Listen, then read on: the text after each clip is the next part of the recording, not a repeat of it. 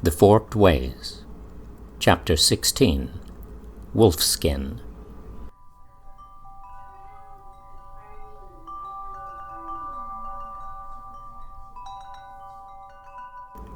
Fletch rode shotgun. He was aware of Silver's hand on the steering wheel. Even in the dark he could see the line of his wrist where it emerged from his sleeve. He had become a mystery to him again as the day had passed.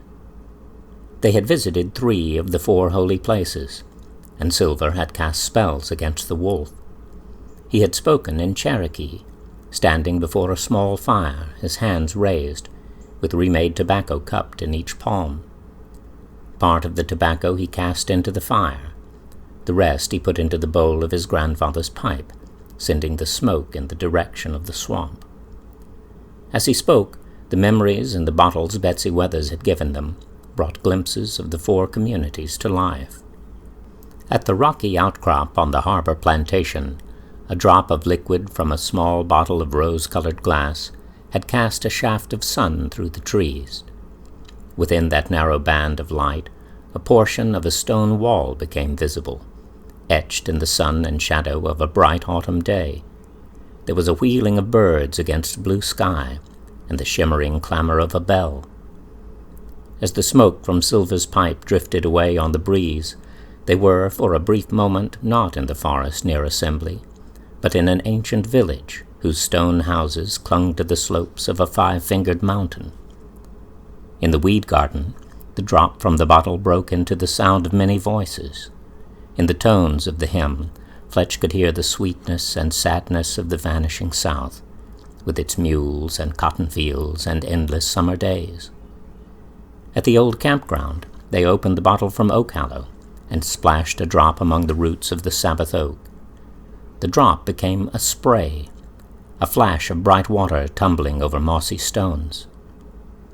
"How do these things work?" Fletch had asked Silver. "Doc Merritt thinks it has something to do with olfactory receptors and collective memory," Silver told him. "But I think it's more like magic. I mean, just look at it. It's almost like we could walk right through a hole in the air and come out by that stream in the mountains. It's not like a movie or a recording or even a memory, really. It's like a real place." "What happens if you try to touch it?" In reply, Silver reached out into the spray. After a moment, Fletch put out his own hand. He felt nothing at first, then something, like a fine, cool mist. Yes, it was definitely water, and quite cold. He suddenly smelled it, and felt the freshness of it on his face. A frog on a damp stone shifted its position, its throat pulsing. When was this?" he asked. "The bottle says autumn, 1965. "But I dreamed this, back when I was in the hospital after the accident. I was in a coma, they said. And I don't even know if you can dream while you're in a coma, but I'm sure I saw this stream, and that other place with the rocks and the sound of the bell. I even remember those people singing Land of Rest." He withdrew his hand from the tumbling water and found it dry. "Where do we go next?" "The clearing in the labyrinth." Now, as they drove, Fletch tried to glimpse Silver's face in the light of an oncoming car, but he didn't want to risk him catching his glance. If he became aware of him, it wouldn't be the same. Silver would raise his eyebrows or make a joke. He would become Silver with Fletch instead of just Silver. Fletch wanted Silver unaware of him, unaware even of himself. He knew Silver liked him, and was even attracted to him, that much was clear. But what Fletch felt seemed to be something else altogether. It had become more than an emotion. It was like a physical vibration, a kind of breathless burning in his chest that made him feel helpless and hopeful and woefully inadequate. Lately he had caught sight of his reflection in the mirror and condemned himself. "He could never love you. You're too weird, too black, too white, too skinny, too male." And yet, when he was with him, he didn't care. He could feel Silver's beauty and his gracefulness and his lively spirit dancing around him, and he simply loved him. He half dozed. I am cold and dressed in my pajamas. There is a black spot like Blind Pew and Treasure Island.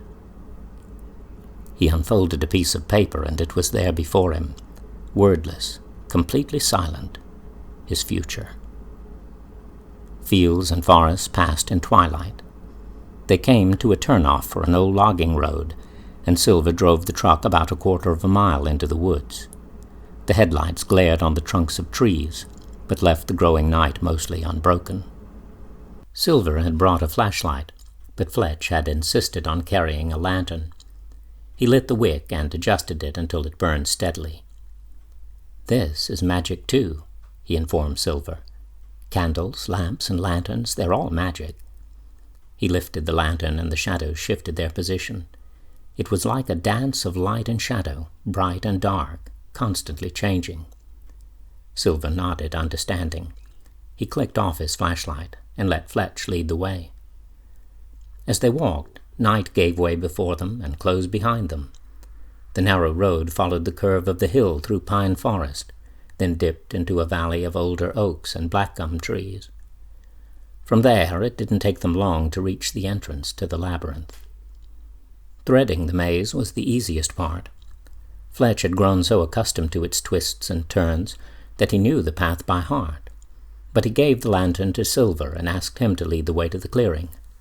He followed close behind him, watching him in the swinging gleam cast by the flame. Silver seemed at one with the small fire and the great forest, moving through the labyrinth as a breath of wind among the leaves, and for a moment Fletch was afraid he might vanish into the darkness, dissolving into the atmosphere like the visions and the curious bottles he carried. In the clearing, he watched as Silver built a fire. With a clear, strong voice, he sent arrows and lightning to strike at the wog. The skepticism Fletch had harbored about his plans was slowly yielding toward acceptance. Silver knew what he was about, and he performed the rite with conviction and authority. Fletch opened the violet-colored bottle from Saul's ward. A drop fell from the bottle, and within it he could see firelight reflected. It splashed against the stone, and he saw green willows by a slow stream, and small furred things stirring in the grass. Roots and meadows, ancient trees, sheep and old brick buildings with slate and red tile roofs. There is a drain pipe sending water into a barrel, a brick culvert, and the stream runs past bricks and flowers, snails and toads. It's rained. The sky has cleared. White clouds below blue sky, and the sun sparkles, spinning holly leaves, fresh wind, and meadow grass. In the hedge by the stream, a lark is singing. Neither of them were prepared for what followed. There came a distant sound of breaking branches, the snap and crash of something approaching the clearing, not by following the labyrinth, but by forcing its way straight through the barrier of thorns and tangled undergrowth. The fire burned steadily. The glow of the lantern did not waver. Fletch could hear the sound of Silver's breathing and his own. The sounds of approach came nearer. The wolf sensed them. It knew they were there. Fletch glanced at Silver in dismay. Silver calmly circled them both with smoke from the pipe. Then he handed it to Fletch, and he put it to his lips. The smoke tasted harsh. When Silver spoke again, he dropped the formality he had used with the Cherokee spells. Though the words were strange, Fletch could tell it wasn't a prepared speech. "I came here alone," Silver said quietly, "and I came here with you. I walked here before dark, and after dark came. It is calm here in the open air, in the last of summer." As he spoke, Fletch felt himself grow quiet inside. Calm settled over him. There was stillness with a hum of motion at its heart. A breeze hovered about his ears, then died. Only his hair moved and his breath. It took great effort to turn his head or move his hands, and the bones of his face felt fragile and slightly sore. Silver bent down, lifted a stick from the fire, and closed his hand over the glowing red-orange tip. Fletch felt a searing flash of pain shoot through his own hand. It faded almost at once, but when he looked down, he saw that the skin of his palm was burned. "You and I are here together," Silver continued. "No sorrow can stand between us. Nothing can divide our hearts. We are at peace." They waited in silence without moving. "Fletch," Silver said at last, "something's there, over by the fringe of trees." A form had appeared, more motion than shape. It remained just beyond the reach of the firelight, but Fletch recognized the wolf from his dreams. The shadowy figure swayed as if weakened. It moved toward them, unsteadily but deliberately. As it approached the fire, Fletch recognized the coarse black hair and massive skull, the swaying jaw formed by an animal trap.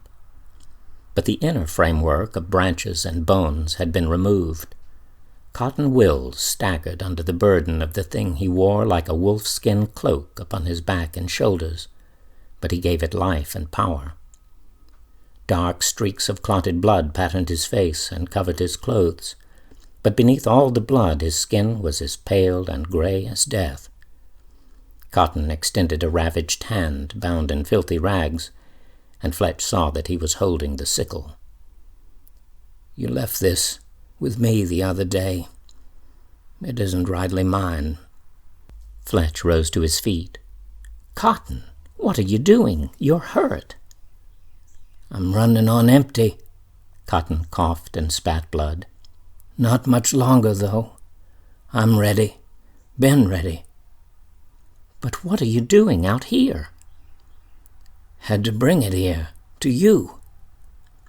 "Bring what?" Fletch asked him. "I don't understand." "Your wolfskin," Cotton said wearily. But even before the man spoke, Fletch did understand, and his blood chilled. Cotton had meant to bring him the wolf on his back, but what he had really brought was the wolf that was following at his heels. Fletch looked toward the edge of the clearing, but he could sense nothing in the gathering dark. Cotton nodded at Silver and said something to him in Cherokee. Silver looked puzzled and uncertain.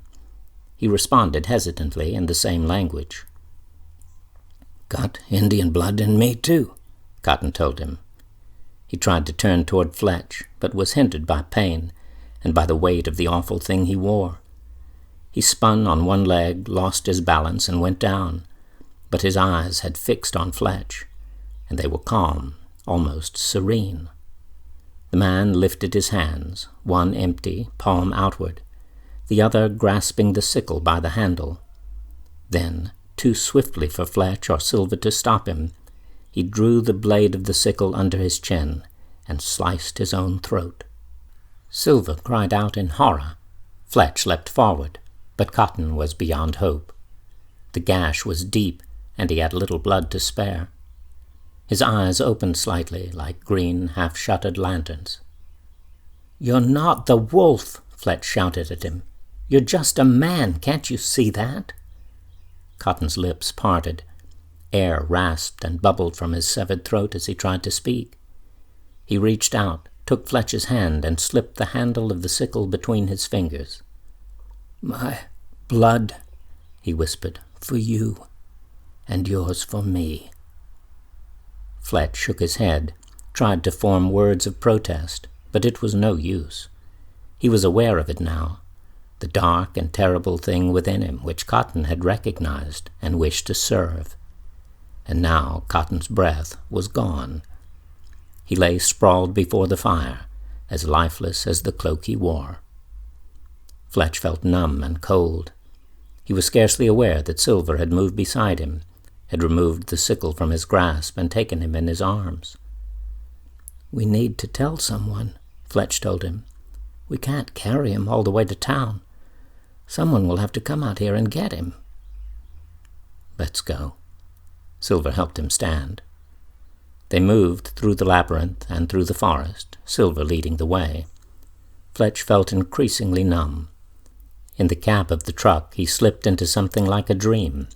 Swamp water was all around him.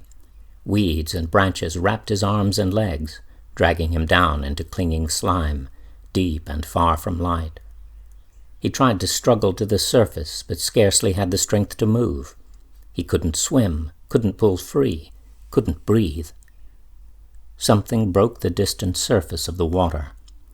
Far above, some sunlight glittered in blinding flashes. A figure swam down through the dark water. A girl in a flowing dress or gown, her hair swirling around her face. She pulled away the choking weeds and drew him up through a billowing cloud of silt. All at once he was in the open air, coughing and gasping, sprawled among the grass of an open field. The girl stood beneath the Sabbath oak. "Betsy?" he asked uncertainly. "No, I'm Silver. Are you all right? Do you need some air?" Silver looked across at him and rolled down the window on the driver's side of the truck. "Sorry," Fletch coughed. "I went off. Dreamed I was drowning. A girl was there, like Betsy, but young. Didn't make much sense." Silver looked straight ahead. "Do you think we made Cotton do that? With those spells? Could he have been the Night Walker?" "Cotton was crazy," Fletch told him. "He's been on the edge for a while, I think. He made that wolfskin cloak. He tried to abduct Susanna Nelms, and he was all cut up. Must have been stabbing himself all the way through the woods, I guess." He looked down. The sickle lay in his lap. "For me. He killed himself for me, to give me his blood, because of what I am." Fletch did not dare speak his thoughts aloud, even to Silver. The thing which he had discovered inside himself did not feel strange. It wasn't like an intrusion from outside, but something which seemed to have been with him all along. He began to tremble, filled with a dread he didn't know how to express. "What are we going to do?" he asked Silver softly. "Cotton's dead, but we haven't killed the thing that killed him. I don't think it can be killed. How can you kill something that isn't even alive?" "Had to bring it here, to you. Your wolf skin." But that was not what Cotton had said, Fletch now realized, or at least not what he had meant. "Your wolf's kin."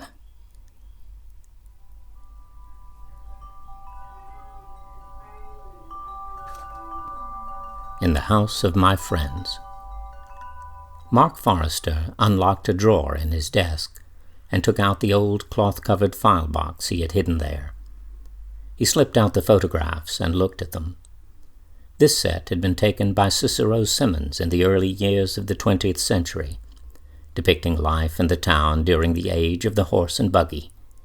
There were church services, picnics, and outdoor baptisms. He laid these pictures aside and confronted the others, a record of what had probably been the most unusual religious practice of the Friends of God. The photographs showed a gathering of people at the field known as the Old Campground. Men in long coats and broad black hats, women in long dresses and bonnets. Among the children, one stood out, a girl dressed in an ankle-length robe. At the base of a great tree, men held the girl by the arms. She looked dazed and uncertain. Mark turned to the next photograph and had to look away. He knew of such things being done long ago, in troubled times of wild religious frenzy, but to think of it here in America, less than 100 years ago, it seemed impossible. Yet the photographs offered mute witness that some things, however horrible, survived the centuries. Crucifixion, Assembly, Georgia, April 1910. Mark forced himself to look at the next photograph, a close-up of the girl's hand, spattered with blood, driven through by an iron spike. Another of her face, her eyes rolled back. She appeared semi-conscious, perhaps drugged. At that moment, far in the forest, Fletch and Silver were trying to banish a mythical monster. How could they know that all around them lurked the remnants of something even more monstrous, and at the same time entirely real? "What are these wounds in thine hands?" "Those with which I was wounded in the house of my friends." The words came to Mark unbidden, as Scripture often did. He wept.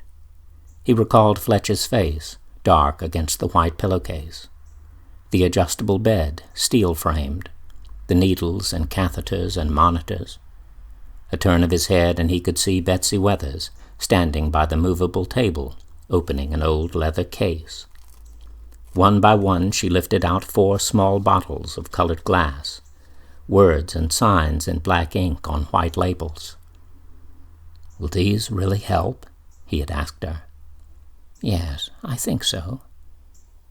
Now, remembering these things, Mark prayed for discernment, for protection, for the town and the people he loved. Most of all, he prayed for his son. Betsy had been right about one thing. Tomorrow he would have to tell Fletch the truth.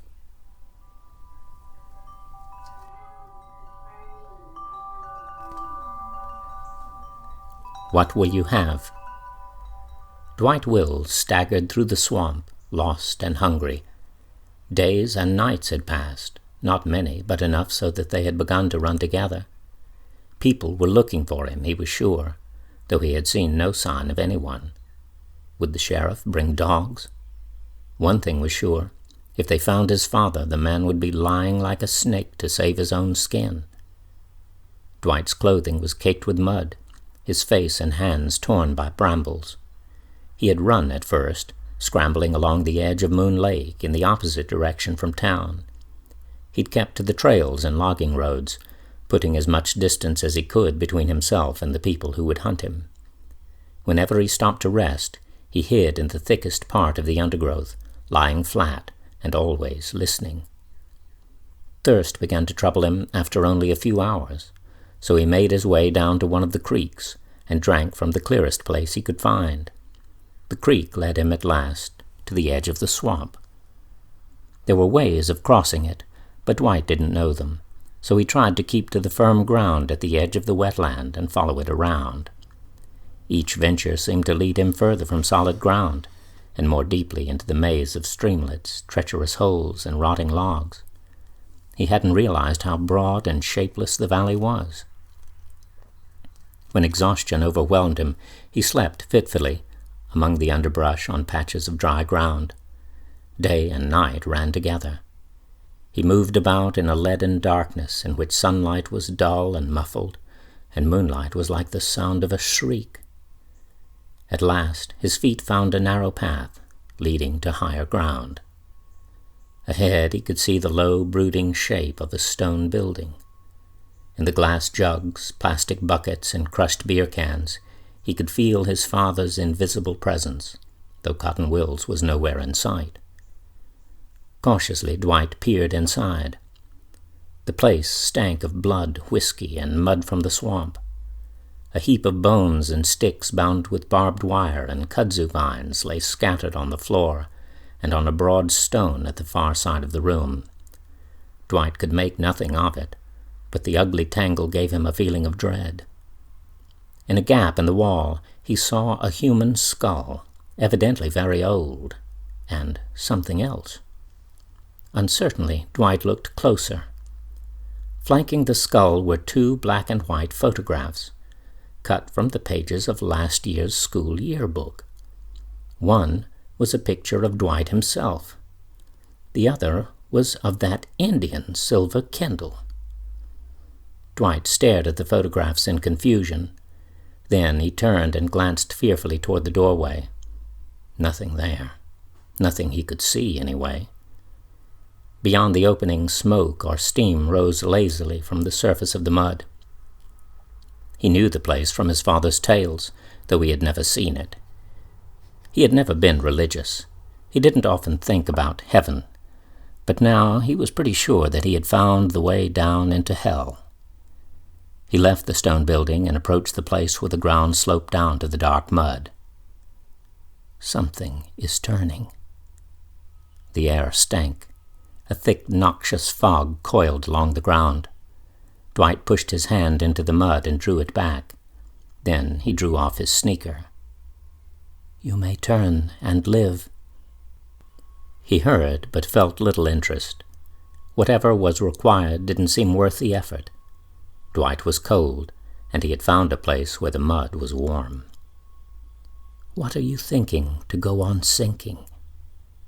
The heavy bluish mud slipped around him like a blanket, dulling his thoughts, stopping his breath. But he would not need thought or breath where he was going.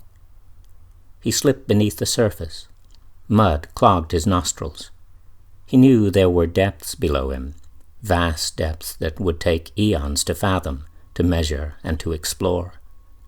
And beyond that, was there an abyss beneath the abyss? It was impossible to tell. "What will you have?"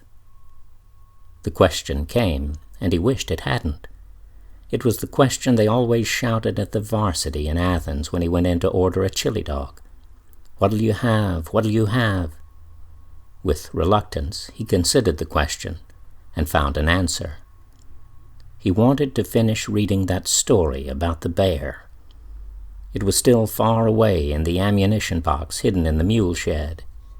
He had thought about halfway through that it was the best story he had ever read, and now it was beyond recall, a thing left uncompleted, a small item of regret. The story became a firmness under his feet, an urgency for light and air. Dwight flailed about, grasping at anything which might help him regain the surface. His hands found the tangled roots of a sunken stump, and he clawed his way upward. His head broke the surface, and he saw the girl above him, felt her catch his wrists and pull him from the mire. He choked and spat, vomited mud, and breathed at last.